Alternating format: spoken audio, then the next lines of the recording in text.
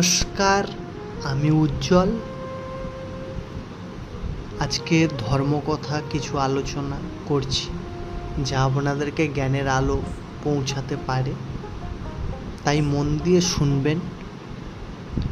জন্ম আর মৃত্যু এই দুই বিন্দু, মাঝখানে সময়টা হলো জীবন।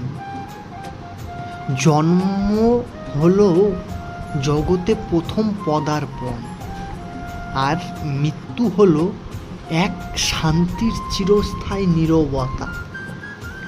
একটি শিশুর প্রথম কান্না যেন প্রকৃতির সাথে তার প্রথম পরিচয়।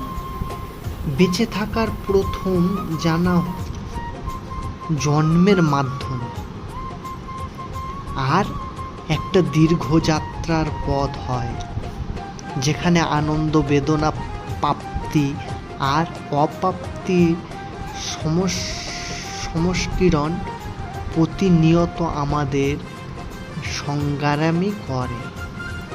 অন্যদিকে মৃত্যু হলো প্রকৃতির সেই ধ্রুব সত্য, যার মুখোমুখি হতেই হবে। আমরা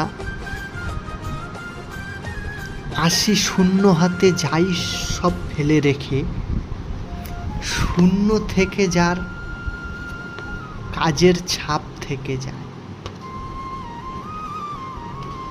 পরিশেষে জীবন আমাদের শেখায় কিভাবে প্রতিটি সেকেন্ডে লড়াই করে বেঁচে থাকা যায়, আর মৃত্যু আমাদের শেখায় যা কিছু অর্জন করছি, ক্ষমতা, খ্যাতি বা সম্পদ, তার কোনোটাই স্থায়ী নয়।